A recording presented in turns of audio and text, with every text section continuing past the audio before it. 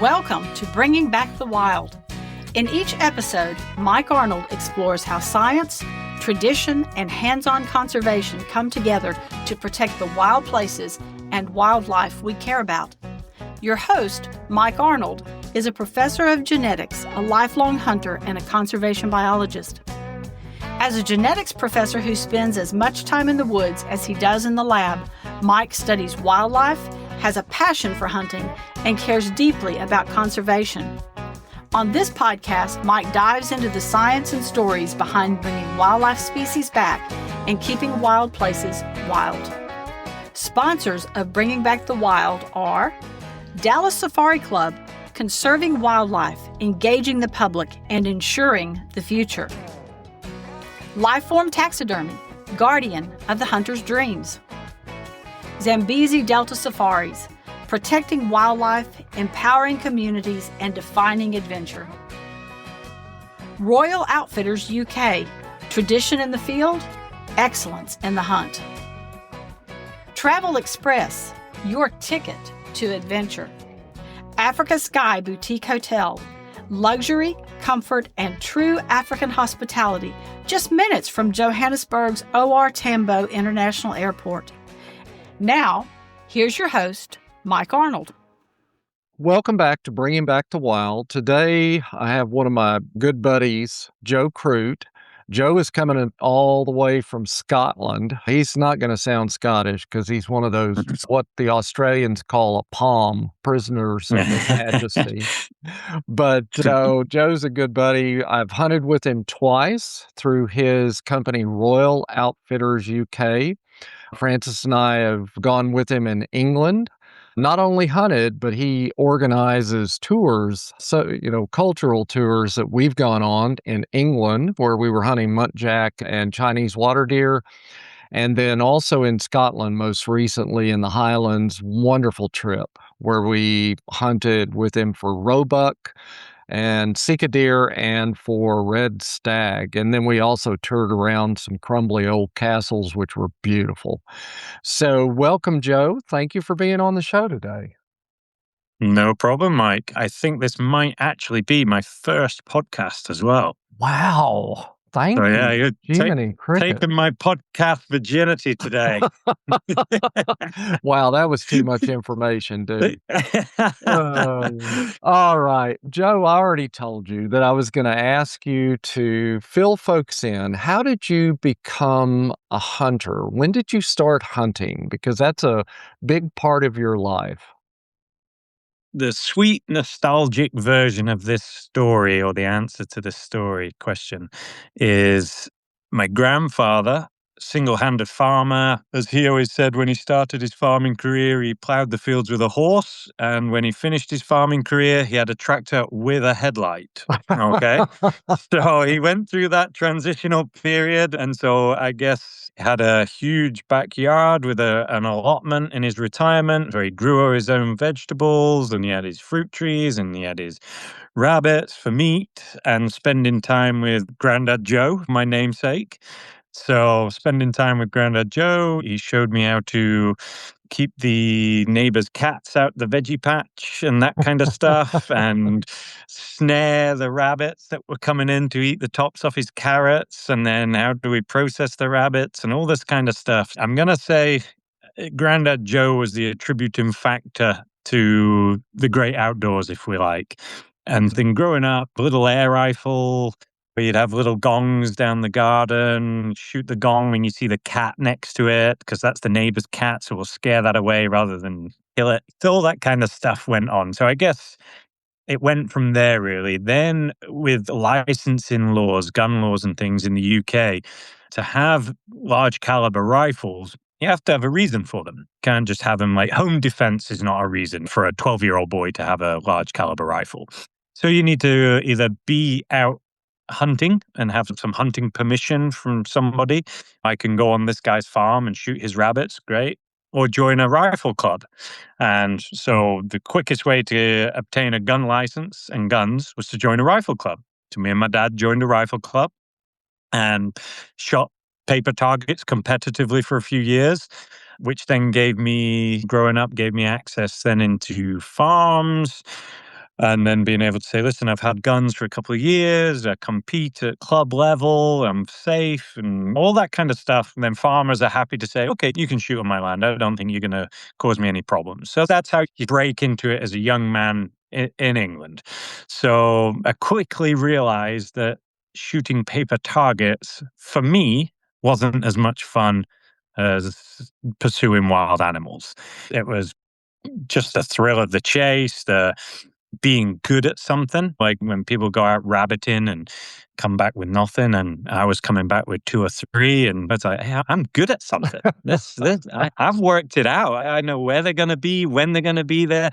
I know I'm going to have to endure some cold, wet, laying on the ground, waiting for these things to come out the hedge, and I can get me a rabbit. And then you come home one day, and you had a rabbit and a pheasant, and you saw your mum's reaction was, "Oh, a pheasant! Well done! This is great." So it's, oh, I did a good thing. So I guess the sort of sweet answer is, yeah, that's where it started. And then you look at how you can make a career out of your passions. So land management and gamekeeping came into view then as a sort of teenager. So you start looking at agricultural colleges. I'm sure you have equivalents to that out where you are. And you can learn all the basic skills, chainsaw work, planting hedges, deer management, river management, all this kind of stuff. So I went off and did I was meant to be a 3-year college course doing that. And in the first year, you had to find your own work placement. So you had to contact an estate and see if they would have you and train you and put up with you for a few months. And actually, so I contacted Dave Wilkinson, the Chinese water deer guy. Okay. And he was just advertising. We have the Shooting Times magazine, which is very much like your Sports Afield magazine. And in the back was always the wanted ads. And I think Dave had put an advert in for a gamekeeper. He was trying to employ a gamekeeper, not a 16, 17-year-old apprentice. He wanted a grown man. But I thought, I'll ring him and see if he'll do something with me. And bless him, he put up with me for a good few months, and I got a little caravan in his yard, and I stayed in his yard and worked for him. And him and the other guys, I guess, liked me because at the end of my work placement with them, they said, "How long is your college course?" And I said, "It was 2 more years. And what are you planning to do at the end of those 2 more years?" I said, "Get a job." And they're like, "How about a job today?" I'm like, Wow. okay. Let's probably need to speak to my mum first because, but I think is probably the way forward. And ended up spending 10 years with Dave down in that caravan in his yard. And it was the biggest learning experience I'll ever be able to get in my life. It was a young man away from home, learning how to fend for himself, learning the pecking order in a man's world. Was the gate boy for years. You open the gates, you close the Wait a gates. second. You had me opening the gates every time I hunted with you. I'm remembering this. I was teaching you the pecking order in a man's world. I didn't know I if know you where I received it stand. when you was a young guy. So let me So, back you up so go for it. for just a moment. In your hunting career, and then we'll talk more about, because I want to hear more about gamekeeping. Yeah. What was your first big game animal that you took and presumably this was in England where you grew up?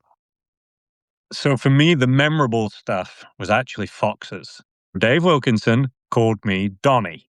And there was a gamekeeper on a very prestigious estate not far away who was 15, 20 years my senior. I was 20, he was 40. He had a truck, a spotlight, all the kit, everything. And Dave Wilkinson said to him, "My lad here, Donnie, will shoot more foxes than you in the next month. Challenge." And so I was like, I don't have a car. I don't have anything. And so he was just, "Donnie boy, you know what to do. Get on with it." Right. And so I hunted foxes hard and I killed a lot of foxes. The other guy, his name's Jeff, him and his lamping buddy, there was 2 of them, went out, just like coyote hunters like you guys. They Sure. had miles and miles of ground to go on and all the time in the world to do. And I beat them. So I got called Donnie the Fox for a long time. So deep. it was predator hunting. That was Right. what I was into. Predator Wow. hunting. I enjoyed the challenge of predator control. We had a lot of sheep farmers. You've been to England, you've been to Scotland. We have a lot of sheep, lambing time in the spring. Sheep, the foxes come in, take the lambs. So it was my access to ground. The only way you get hunting here, there's no public hunting land. The only way you get on is by being a good guy, trustworthy guy that can help the farmer. Hmm. So when I got a reputation for being, you want foxes killed? Speak to Donnie. So then I'm 17 and I get a truck and it's like, I've got now thousands of acres and I can go foxing. Yeah. And then as things progress, then the farmers, there's too many deer in that field. They're eating this, they're eating that. Then that's where the deer came in. And so with it being England, initially it was predominantly roe deer, muntjac deer, and Chinese water deer. So they were the three main species I targeted in my younger days. And I enjoyed the deer shooting back then, but not as much as the predator control. To Sure. me, the predator control was way more challenging, way Yeah. more. Predator I found that predators are always, at least over here in North America as well, they're smart animals. There's not a single they predator absolutely are. that I've dealt with that are not really wary. And, I do want to fox sometime with you, by the way. I'm just saying. Okay. There you go. I've never gotten a We can fox. make that happen. All right, going back to your gamekeeping, you were with Dave for 10 years. Where did you go from there? Yeah. What was your developmental stage after that? So from there, I went to an estate in Scotland. And there was a couple of things going on in that estate in Scotland. It was a huge grouse revival project. Okay. I was on what we'd refer to the low ground side of it. So I was doing the pheasants and the partridges predominantly. Mm. But the game of the game there was grouse. Large upland estate. We need to bring grouse back. And so to do that, one of the main things you need to do, as well as the moorland management there, the heather burning and that kind of stuff, is tick management. And we have a lot of ticks, I think, as you found out when you came to Scotland. So there's a couple of ways of doing tick management aggressively. One is using sheep as a tick mop. So you treat the sheep, you Oh. run them up into the areas where there's lots of ticks. The ticks get on the sheep, and the poison you put on the sheep for the ticks that kills the ticks, and it breaks the cycle. And you keep doing that, and you kill a lot of ticks. Then heather burning, and then removing anything else that ticks thrive on, like deer, okay, like hares and that sort of stuff. So the job up there was deer control, and me personally was doing the pheasants and the partridge. So the knowledge I gleaned from David Wilkinson set me up good for taking care of low ground shoots, no problem. The guy he's extremely modest, and he would hate me to sit on here and talk good things about him. He's not who he is. He was innovative. He was probably a decade in front of most gamekeepers in the entire country. As a really short anecdote for you, as a young guy, being Dave's gate opener, spent a lot of time in the passenger seat of Dave's truck. And the other neighboring estates, when they were shooting their driven days, their driven partridge days, pheasant days, they might call Dave and say, "Hey, we're short on beaters. Can we have your lad for the day?" Dave would say, "Yeah, that's fine. I'll drop him off in the morning." And we'd drive up into these estates, and Dave would say, "When he does that drive on this side of this hill here, I bet he loses all his birds out the left-hand side." And I said, "Okay, well, let's find out." And maybe that day they did that drive, and I'd stand there and watch all the birds go out the left-hand side of the drive. And a young guy, you think, how did he know that? And then you maybe not smart enough to ask the right questions at that age. But then as time progresses and you realize, oh, he was so switched on. And these are accomplished gamekeepers that Dave was driving past and seeing the potential faults. Sure. And so it was so far in front. Driven partridge shooting in the UK is enormous. There's probably 20 million partridges shot a year. Wow. Okay. Dave was one of the first people to do that. Virtually all the commercial shoots, they were pheasant shoots. He was the first one to say, Hey, but you can push partridges backwards and forwards all day, utilize them, maximize them. And from a commercial entity, that's great. We can shoot at the same birds all day. Pheasants, you push them once, that's them done on the way we do it. And all these big commercial driven bird hunt places now, they're 70% partridges. Huh. Oh, you did that. You were on that estate for 2 years. How long were you? Yeah, in Scotland. yeah. So we went up there and we killed a lot of deer, a ridiculous amount of deer. It made me not want to shoot deer after I was up there. There was that many deer shot. I was like, I'm done shooting deer. I actually got into clay pigeon shooting after that. I was Let me ask the question though. There was the meat that came out of that. What did y'all do with that, with those deer? Unfortunately, not enough, realistically. Yeah, a lot of it was processed and taken away by the game dealer, but it certainly wasn't the priority. It was not the priority. It was grouse. Grouse was the priority. Now, obviously, in your work that you mentioned that I think at the time in England when we took the Chinese water deer and muntjac, which are pretty small, you said your dad gave you a hard time that you were processing those. But that when you're killing for the landowners, culling for the landowners, or taking them like with folks like me, they all go to a meat processing through a meat processing. Yeah. So that's where, fast forward to today, if you like, we came back here and started our own business. So I worked for a private family for 10 years before I set up myself here. And it was basically outfitting, but for one family. That's the easiest way to describe it. There's more than that went on, but that was the main thing. You were outfitting for a family.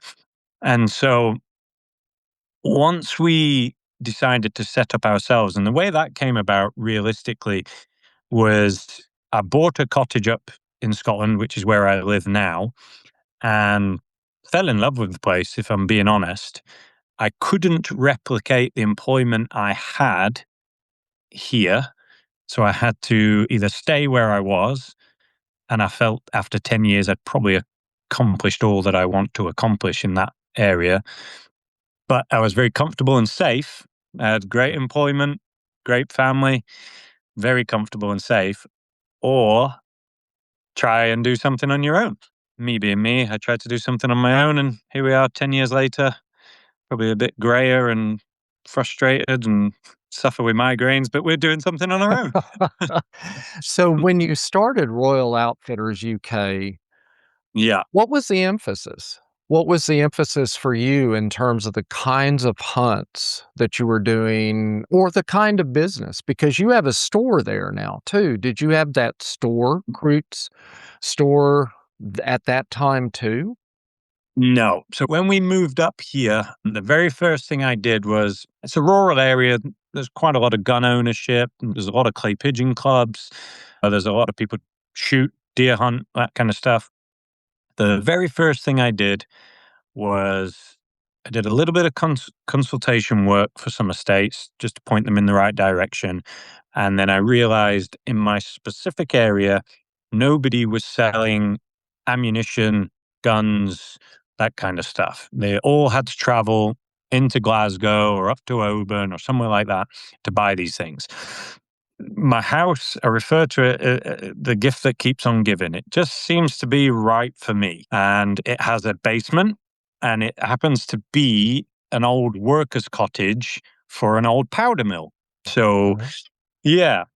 So the whole small little hamlet of dozen cottages up where we are, they were all workers' cottages for the old powder mill. And subsequently, they have basements and 3.5 foot thick stone walls. Wow. So the basement converted into an armory very easily. One solid steel door, and you have a fortress. I'll be darned. Yeah. And so we opened an account with a couple of manufacturers, shotgun shells and things like that. So we started selling ammunition from the basement. which obviously got me to know all the local hunters, shooters, everybody.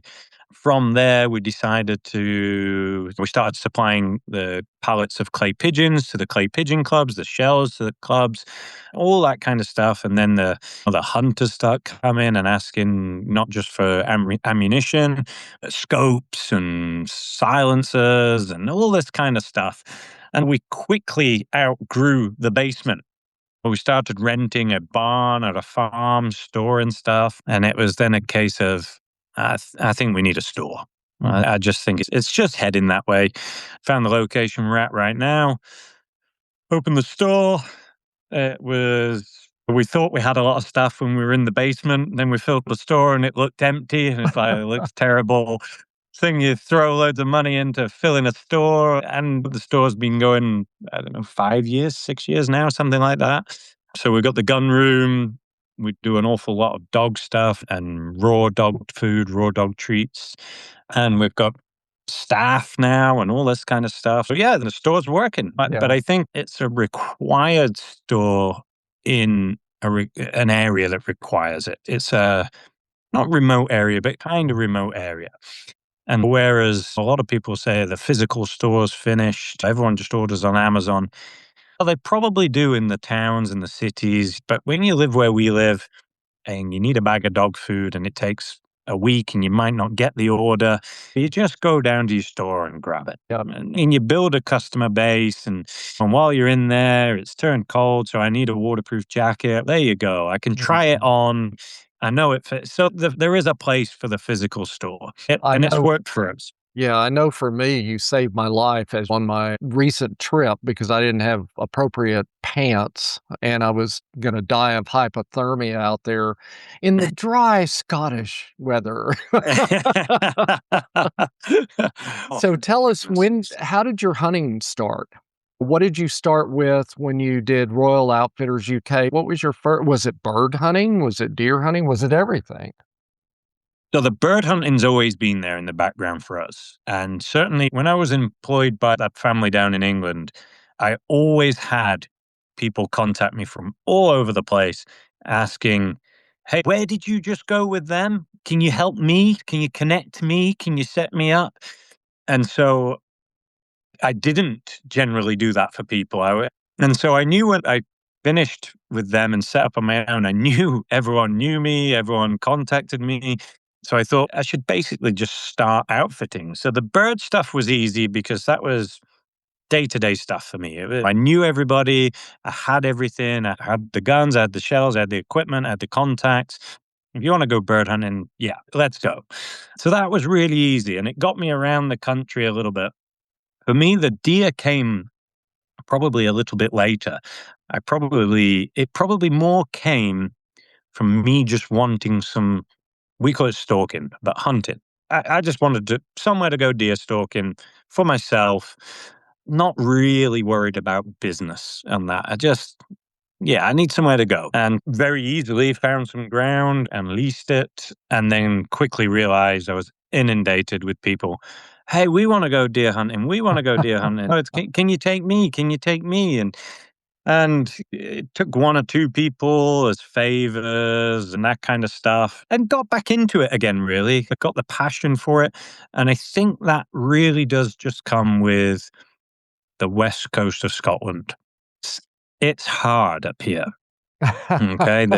I've hunted around and I've got lots of friends of mine that have hunted up and down the UK, and it's fine. But they all come to me. They all come up here and say, I'd love to get a red with you up in your area. Come on out. Let's go. And you give them a drag rope and you'd bring that one, I'll bring the other one, and see you down by the vehicle. And they sit there afterwards and, so how many have you done this year? Well, I think we're at 509 at this point this year. I just can't believe you. Did you just do that because I'm here? No, that's how they all are. And it's the challenge. And I guess maybe I'm just one of these people that likes a challenge. And so hunting here, I quickly found the deer was switched on. It's almost like predator hunting. If you make a mistake, they're onto you. They're gone. Yeah. You can blow a hunt here real easy. And so it became challenging. It became exciting again. Then the numbers game came in where the forestry companies are asking for help. We need to reduce deer numbers in this area. We've got a deer problem in this area. And it became a challenge again. It's okay. So it's a difficult site, difficult terrain, hard to extract the deer. They're a constant pressure. They're feeding on the trees in the day, the night. Okay. So it then became, can I be good at this? And I'm not from this area. I'm still learning a few things, which is fun as a hunter. Conservation doesn't happen by accident. It happens when people step up, fund real projects, and defend wildlife with action, not slogans. That's exactly what Dallas Safari Club does. As a mission-driven conservation organization, DSC works to ensure wildlife thrives through public engagement, education, and advocacy for well-regulated hunting and sustainable use. Hunters from around the world fund DSC's efforts, and those dollars go straight into the field. DSC supports desert bighorn sheep reintroduction right here in Texas. They back moose, elk, and caribou projects in British Columbia. They fund elephant and lion conservation in Africa, along with anti-poaching efforts where they matter most. With a small professional staff and a massive volunteer force, DSC channels millions of dollars into conservation, education, and advocacy every year. They don't talk about impact, they create it. If you believe wildlife deserves a future rooted in science, sustainable use, and responsible hunting, then you're already aligned with Dallas Safari Club. Learn more and get involved at biggame.org. Tell the listeners, so you mentioned 509 deer. When I was out with your buddy and your guide, Martin, who guided us in Scotland, he shot a couple of red deer, and I got to drag one out with a drag rope. I felt very special right in the middle of that exercise. And he We was call it the full Scottish experience. It was a very good, full Scottish experience trying not to hawk up a lung, but it gave me the small one, I will say, folks. He was very kind about that. He's a bigger guy. He's like Joe. He didn't let the scrawny Texan drag it out. But explain, though, what you do with those 509 deer, which is, you get more than that, I realize, in a year. But what are y'all doing? And it connects in with your store as well. Yeah, it does. Yeah. So this is where business is heading for me. So our deer extractions are the way they are because of the food industry we have. Okay. So you could piece those deer up. If you were just going to put them in your own freezer and you're only shooting 2 a year or something like this, and they were in a hard place to get out, you could chop them in the field, all this kind of stuff, bag them up and carry them out piece by piece, which many places do over the world, you know. But because we have a fairly unique industry over here when it comes to our deer carcasses, so we are allowed to sell wild game meat. And we've had a process for doing that's been in place for a very long time, probably a best part of well over 50 years, I would think. So we have what we call game dealers. And so we would get our carcasses to a larder, so a big walk-in refrigerator, basically, a chiller. And they would have to be to a certain standard. And we would have chillers placed around Scotland. So we'd often be sharing chillers with other people. So our industry was full of these professionals that I talk about. And so you couldn't rightly hang a dirty deer in a semi-communal larder, which 5 other professionals were using, and hold your head high in the industry.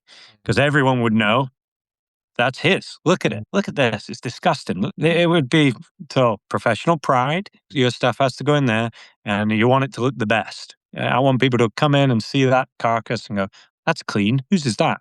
See my name on the tag. Oh, yeah, I've seen his a few times. They're always like that. They're good. They're clean. So because of our food industry, we're not allowed to break anything up in the field because it adds potential contamination. We have a way of field dressing a deer. We call it growlicking. Great word, I think.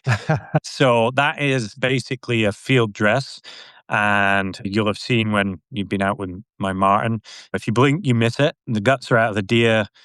The old industry standard was you growlick a deer and you don't even have blood on the cuffs of your shirt. It's still clean.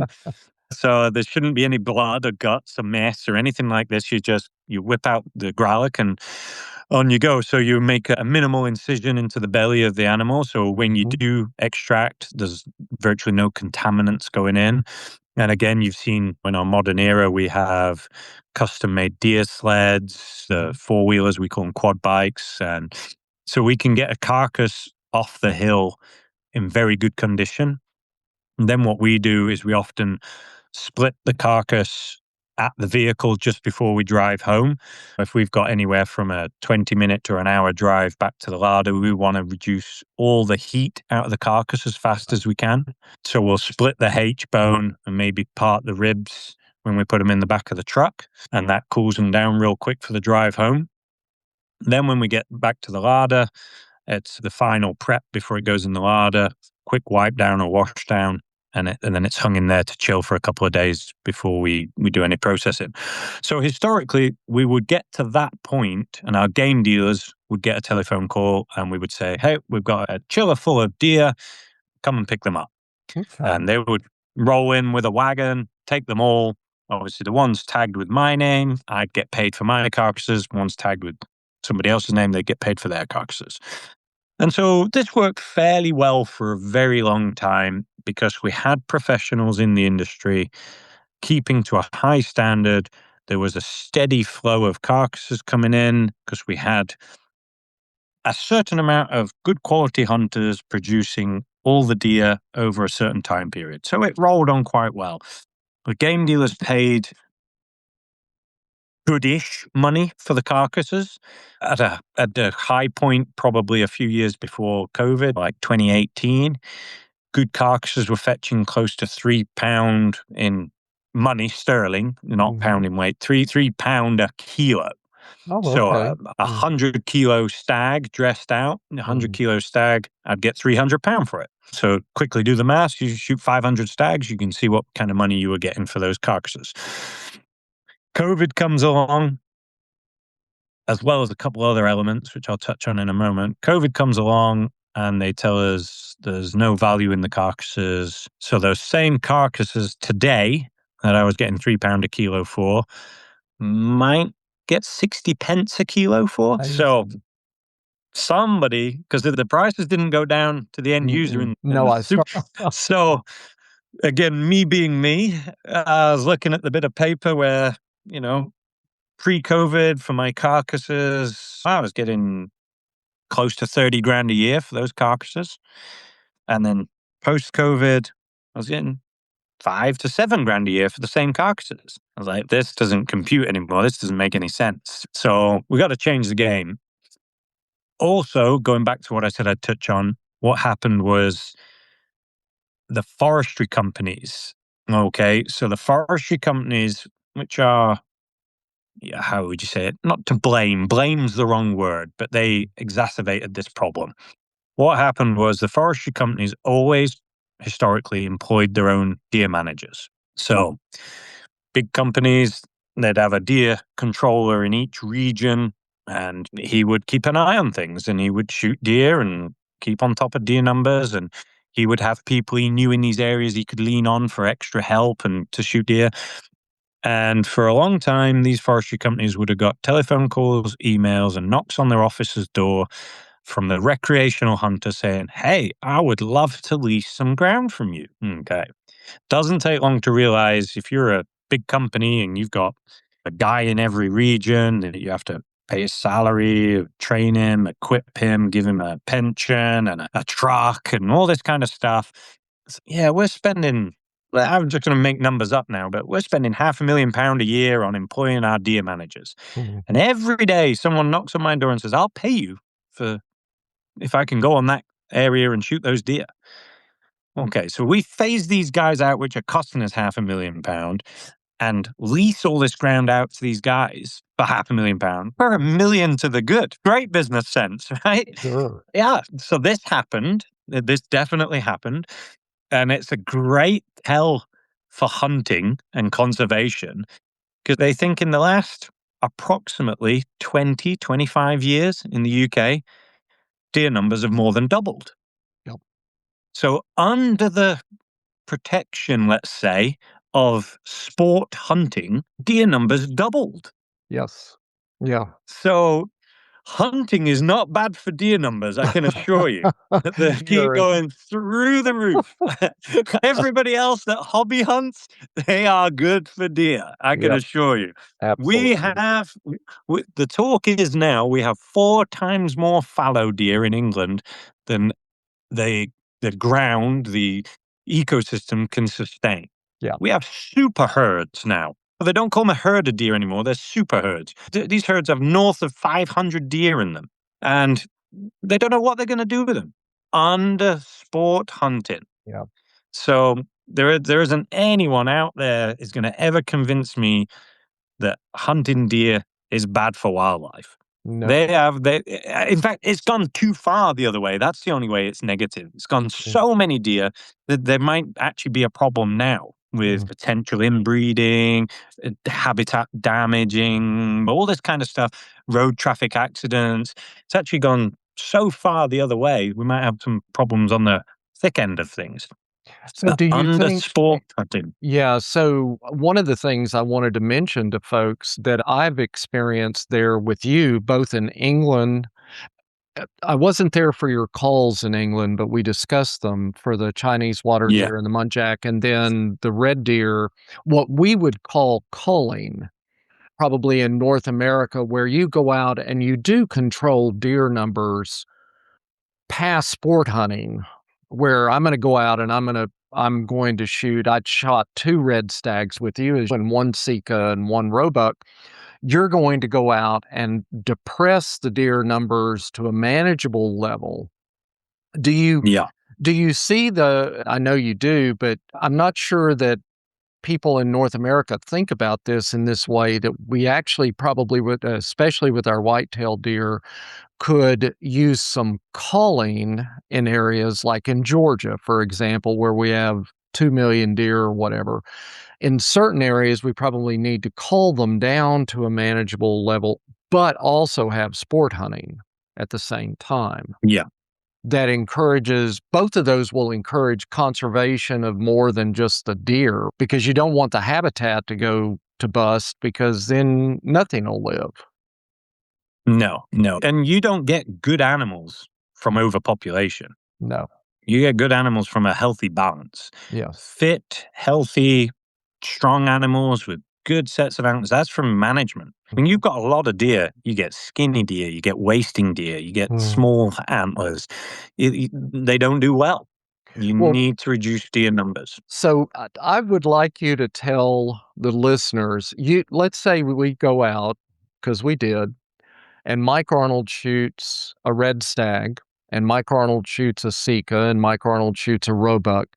Walk through with our listeners the parts, because it's not just the meat, but tell us what you're going to do with the meat from my red stag, plus all the other bits, and what you do with those through your store. Okay, so going back to the game dealer talk then about buying and selling the carcasses, as a business, I quickly realized those numbers don't stack up. So to stay relevant and to push forward into deer management, as we are doing, it's a big part of our business. I realized we need to do something different with our carcasses.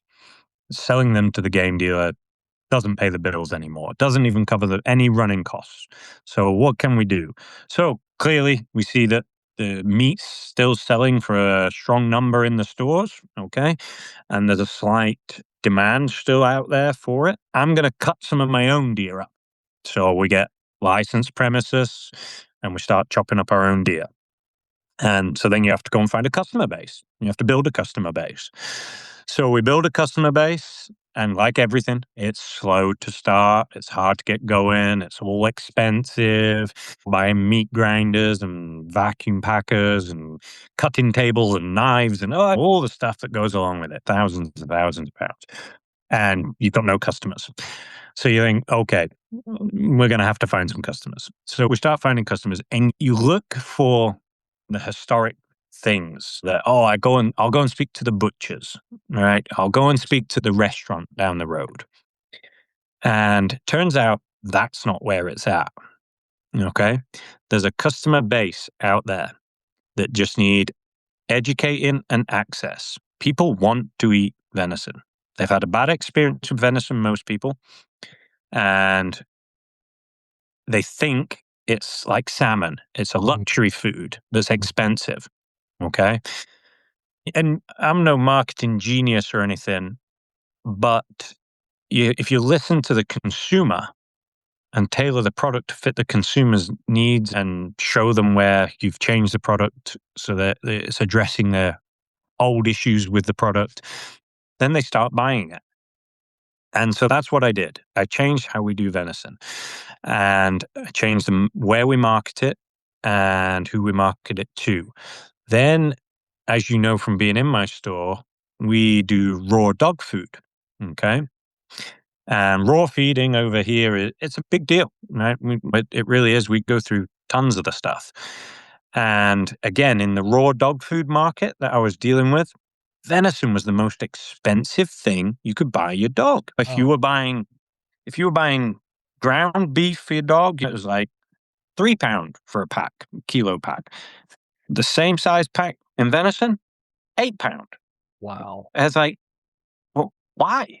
Because we're not getting paid from the game dealer lots of money, so why is it expensive? So I got licensed. I'm the only one in our area, west coast of Scotland, to obtain an animal byproduct license. It took 2 years to get my animal byproduct license and nearly £5,000 to get my animal byproduct license. And on the folder behind me in the backdrop, that is all licensing documentation for that thing, that APB, animal byproduct. So it's way stricter to produce food for dogs than humans. Way stricter.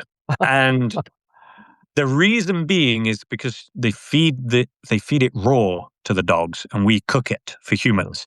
So if there's a minor level of bacteria on food, you fry your steak, obviously you cook that away. But you feed a dog raw food, and if there's bacteria, it could be a problem. So I can produce steaks that I can feed you, Mike. And yeah, obviously we do it to a high standard. But if I want to feed your dog, I have to send a 300-gram sample of every batch of venison we ground up for dog meat to a laboratory for testing. So obviously that's the same deer carcass as the human food as well. We cut the fillet steaks off for the humans, and the shot damaged shoulder we grind up for dog food. But it all goes away for a test, okay? So I know that my human food is the cleanest, best produced meat in the country, because no one's sending testing away for beef and lamb, and they don't have to for human consumption, but I do, and it's the same carcass. Okay, so what we did is we took a carcass that historically, let's just say now we're down to 60 pence a kilo. Okay, so we skinned that carcass, and that's the only one that's tripping me up at the minute is the skin. I'm working on it, but I'm going to put the skin to one side at the minute. I save the trachea, I save the tongue, I save the ears. If there's any antlers, I cut the antlers off, cut them up into dog chew size pieces. Some of those pieces that I just mentioned, we dehydrate. We have a huge commercial dehydrator.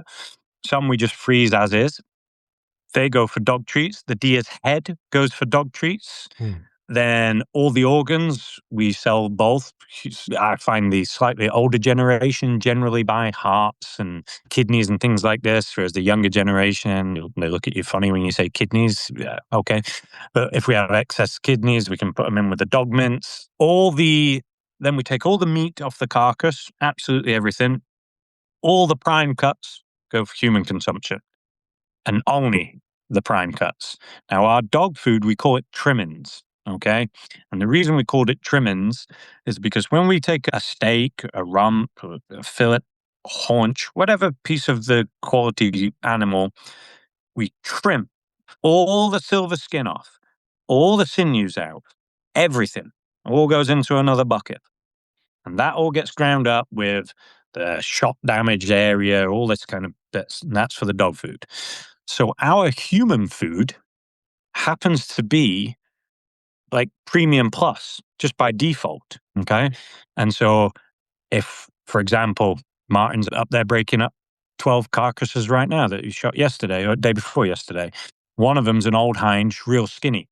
First thing, he said, hey, look how skinny this thing is. Don't think it would have made the winter. Oh, yeah. Didn't even have to say it. Dog food. Yeah. That's all dog food. We don't put that in. Now, everybody, and what I said earlier, the end user consumer has had a bad experience with venison.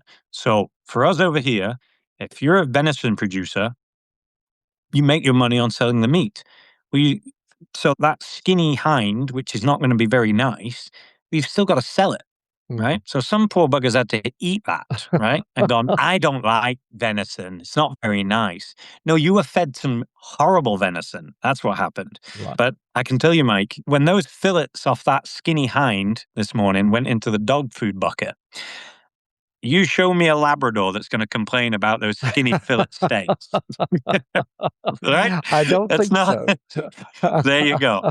So what we've done is we've taken essentially the bad experience and the kind of waste product of that venison carcass and put it into dog food. And we're now doing 1.5 tons of that a month of the dog food. Yeah. And every single customer that has bought our human venison, okay, human consumption venison, as we hear it time and time again. Two things. Is that the right price? Because we sell our venison cheap. Okay. And yeah, that's right. Oh, I'll take 2 then. We hear this all the time. I'll have 2 packs then. I thought that must have been wrong. And then the other thing is, I've had it before, but it wasn't nice. But I tried yours and it's delicious. Now my grandkids are eating venison lasagna. They're eating venison burgers. We now make venison pies rather than beef pies. And it's because they're having a good experience with it. Yeah. And it's cheaper than the supermarket beef. So my corny tagline is, venison doesn't have to be deer. You got after me when I was giving a corny tagline that on this thing. There you go. But I changed that because it didn't. There you go. So that's where we've ended up today. That's kind of brings us to present day. So we've been doing this now and chopping up and selling our venison like that. Oh, and hang on. So we're taking all the meat off the carcass. So then what are you left with? A set of bones and ribs. So we freeze that for a day or 2, make it nice and hard and stiff. Then we bring out the bandsaw and we can take all those skeletons basically and we chop them all up. Ribs, cut them into packs. Bones, all the leg bones, cut all them up and we package all them up, dog treats, and they sell and sell. So all these dogs that have all these itchy allergies, back to the vets, itchy paws scratching, itchy ears scratching, and you spend your $50 and get your ear drops. Most of it's because they're feeding them kibble, biscuits. There's too much yeast, too much corn, too much additives. It's driving the dogs nuts. And say, wild venison. Feed them this wild venison. They'll save you $50 every 3 months on eardrops for your dog. And all the skin conditions go away. And they do tiny little hard poos because it's just a good little bit of protein they're having. And sure enough, that's how you end up doing 1.5 tons of venison for dog food a month. So I'm gonna let you go in a few minutes, but I want you to tell folks how to get a hold of you. And we haven't talked as much about your sport hunting, but I do have listeners. I told you before the show started, I do have members of my Facebook group, which you are, that are over there in the UK who are hearing about your store. They're going to be in Scotland, they're going to be in various places, and they're going to come to your area. But tell folks how they get a hold of you, both for your sport hunting, Royal Outfitters UK, but also your store. because y'all are doing both. Yeah. So easiest way to get hold of me is probably through the store. Croot's Country Store. That's it. Joe Croot, Croot's Country Store. I think, could be. Have I got it on the back, Mike? Yes, you do. Croot's Country Store. Yeah. There Wow, you go. what an ad. Oh, hang on. Look here. We've got. How come I We got didn't a end hat up as well. with a baseball cap? That's something I well, need to get from you. We'll see you in Atlanta. We'll bring you one. And Yeah. of course, we're looking at a hunt with you somewhere else in the future. We Yeah. hope we So get to go to mid-Europe. when we come back from Nashville, then that's the next place I'm heading to is Latvia. Yes. That's And- it. So we're going to go and get that thing organized. And we'll stay tuned for that too, that we'll be able to get you back on and we'll talk about that hunt, hopefully. Joe, Yeah, I appreciate absolutely. it very much. Thank you for taking your time because I know you probably need to be out there with Martin chopping up deer right now. So he's a big boy. He can manage. thank you so much. Absolutely. Great stuff, Mike. Yeah. Talk to you later. Take care, buddy. See you soon. Thanks for listening to Bringing Back the Wild. For more stories from the field, conservation-driven articles, and Mike's books, visit MikeArnoldOutdoors.com. Until next time, keep bringing back the wild.